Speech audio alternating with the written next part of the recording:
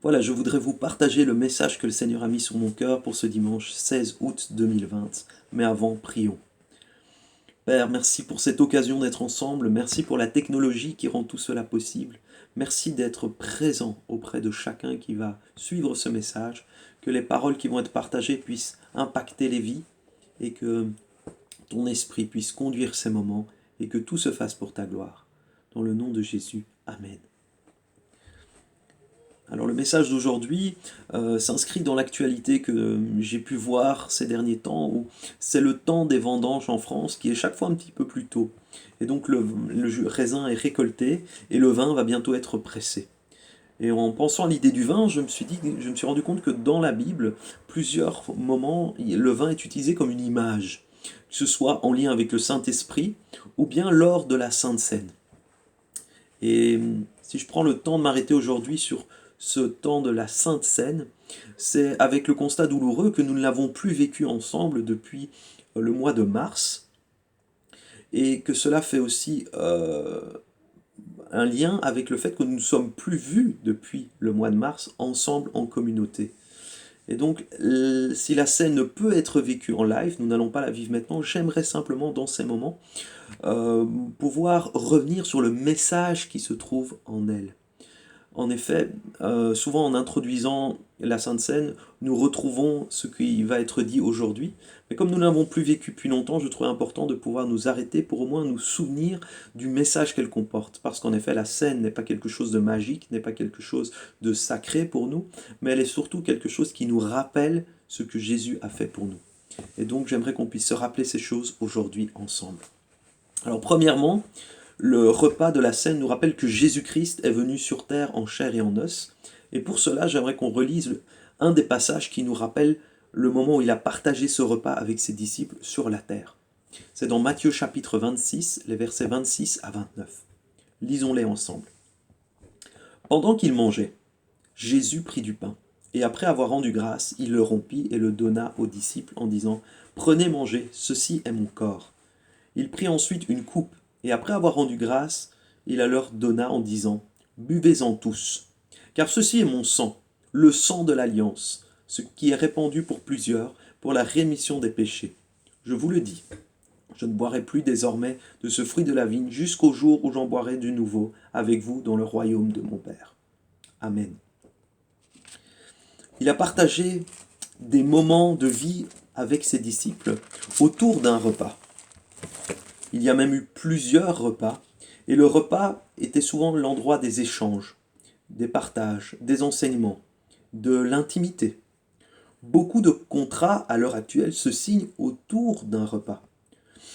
Dans notre société, et même déjà à l'époque, le fait d'être accepté à la table de quelqu'un peut signifier quelque chose, ou le fait de ne pas être accepté à la table.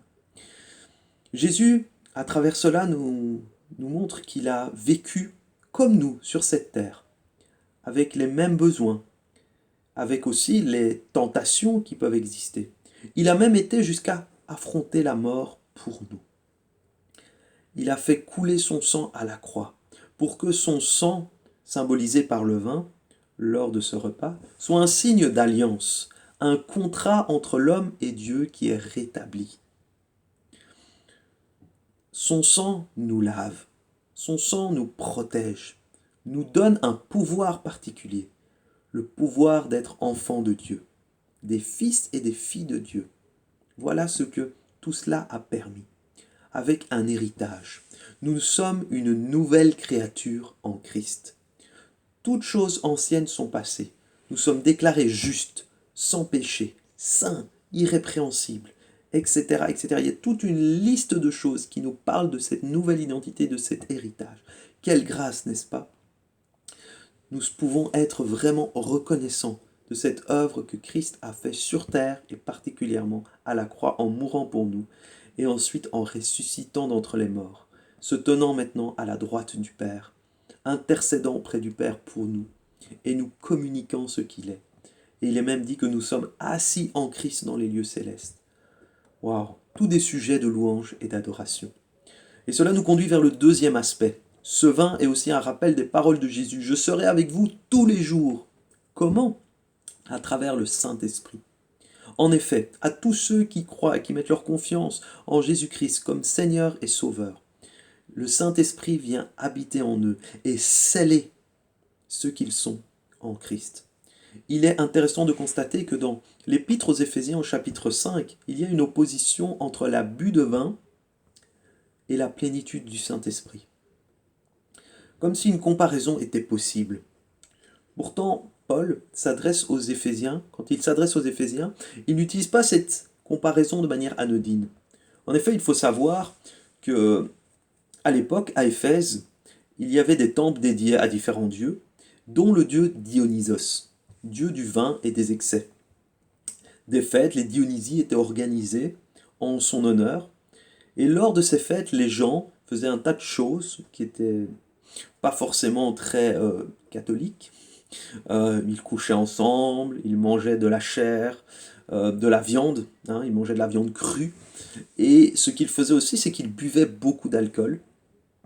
Et tout ça, l'idée était de rentrer en transe, ça avait pour but de rentrer en transe et de pouvoir communier avec le dieu Dionysos, ou dans d'autres cas, d'autres dieux. Mais ici, nous voyons vraiment le dieu Dionysos. Et à Éphèse, ce genre de fête était là de manière annuelle. Et les gens d'Éphèse connaissaient ces fêtes. Et il y avait même pendant ces fêtes des gens qui, à travers cette transe, prophétisaient.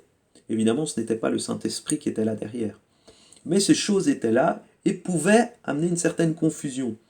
Et c'est dans ce contexte-là que Paul parle aux Éphésiens et veut éviter toute cette confusion.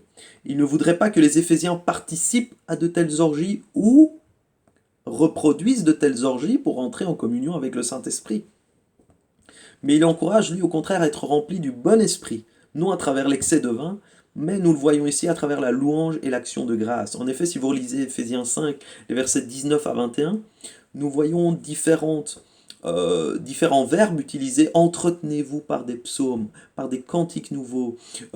Rendez-lui continuellement grâce et vous soumettant les uns aux autres. Et si vous regardez les verbes en grec, on se rend compte que c'est des participes présents avec une dimension instrumentale, c'est-à-dire que ce n'est pas les choses qui découlent de la plénitude, mais c'est le moyen d'arriver à la plénitude. Donc si vous dites comment arriver à la plénitude du Saint-Esprit, c'est à travers la louange, à travers l'action de grâce, à travers la soumission, l'humilité, l'écoute de Dieu, des autres, que nous arrivons à rentrer dans cette dimension de l'esprit. Et c'est ce que Paul veut encourager face à toute une culture où eux utilisaient plutôt l'alcool et différentes choses, un cocktail de choses très néfastes, pour arriver dans cette dimension-là, mais du côté des ténèbres. Et cet aspect de l'alcool, nous le retrouvons aussi à la Pentecôte, quand justement les disciples étaient remplis de l'Esprit, même les manifestations extérieures pouvaient être comparées à de l'ivresse. En effet, ils étaient dans la joie, dans la liberté de l'esprit, ils racontaient les merveilles de Dieu, donc ils louaient Dieu. Donc vous voyez, nous retrouvons cet aspect de louange, d'action de grâce, ils parlaient des merveilles de Dieu, et les gens de l'extérieur avaient l'impression qu'ils étaient ivres. Donc, il y a beaucoup de points communs entre, en effet, le vin et l'action de l'esprit. Mais évidemment, il ne faut pas confondre les deux. Alors le dernier aspect, nous avons vu que ce repas nous rappelle ce qui s'est passé hier, c'est-à-dire quand le Seigneur Jésus est venu sur la terre, est mort sur la croix, est ressuscité d'entre les morts, etc. Tout ce qu'il a accompli et toute cette nouvelle identité qu'il veut nous donner. Il nous a rappelé aujourd'hui que nous pouvons, grâce à cela, vivre une vie éternelle, c'est-à-dire une vie en communion aujourd'hui avec le Père, grâce au Saint-Esprit, et être dans l'action de grâce aujourd'hui, peu importe nos circonstances. Et là, nous allons voir le dernier aspect, c'est que ce repas est aussi l'espérance de vivre un jour. Donc c'est demain, l'espérance de vivre un jour pleinement dans la présence de Dieu et de partager un repas avec Jésus aux noces de l'agneau. Quelle joie de savoir qu'en ce moment, le Père prépare une grande fête pour nous accueillir dans le ciel avec lui. Lorsqu'il reprendra son épouse, nous participerons à une fête divine en présence de l'époux. Cette espérance nous encourage car nous savons que la joie et la fête ne sont pas comparables face aux souffrances que nous pouvons vivre pour le moment sur la terre. Cette espérance apporte joie et paix, et cela nous encourage à persévérer malgré les défis que la vie nous offre. Voilà le message que je voulais nous partager avec cet encouragement que ce repas nous fait penser à trois aspects, que ce soit hier, aujourd'hui ou demain, avec cette espérance qui nous est laissée. En effet, Jésus, en venant sur terre, a tout accompli. Et il nous offre aujourd'hui la vie éternelle. Et dès maintenant, nous pouvons vivre dans sa présence et goûter à la joie et la paix divine en attendant de les vivre pleinement et totalement dans le ciel, demain, avec le Père, le Fils et le Saint-Esprit. Soyons donc reconnaissants et louons Dieu pour de telles promesses et pour cette espérance qu'il nous offre. Voilà, j'espère que ce message vous mettra dans la joie et vous conduira vers la louange et l'adoration. Bon dimanche à tous.